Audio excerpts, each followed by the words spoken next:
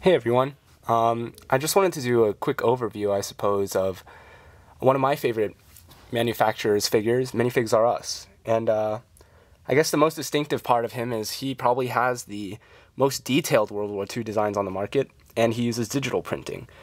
A lot of people say pad over digital. I guess, one of the few digital supporters. I'm not sure if the trend's moving towards digital or not, but I think digital gives it a little more personality.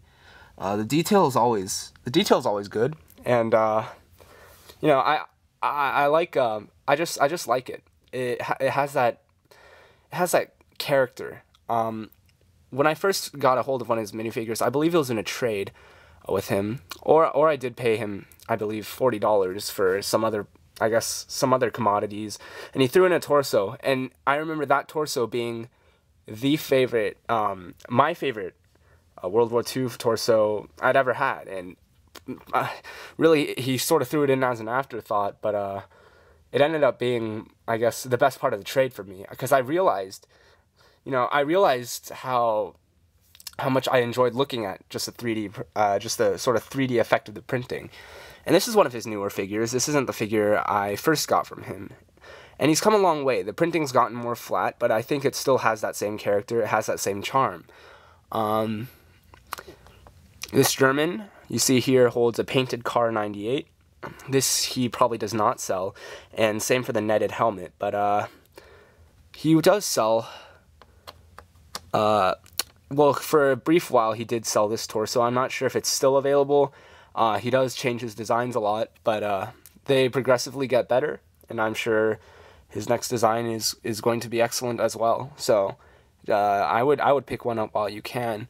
They're not particularly overpriced, nor are they too cheap. They're a good price for $6. The amount of detail and the craftsmanship you're getting in these figures, I think it's worth it. You also get, well, again, with another, I guess, keeping with the theme of discontinuity, or figures that are discontinued. If you give me a second to focus.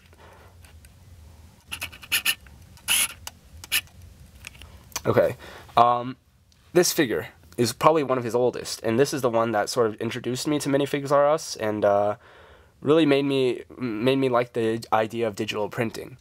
And you could see why. I mean, it has that charm. It has the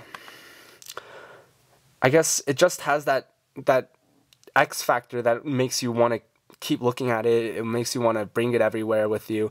It makes you want to put it in more than just your mocks. It makes you just want to take a picture of the figure itself because it's that nice. And I think that's where Citizen Brick falls short. Because Citizen Brick is one of those, it blends in with Lego, sure, but as a standalone figure, it just doesn't do it for me. Yeah, it's pad printing. Yeah, it's flat, but it doesn't have the charm.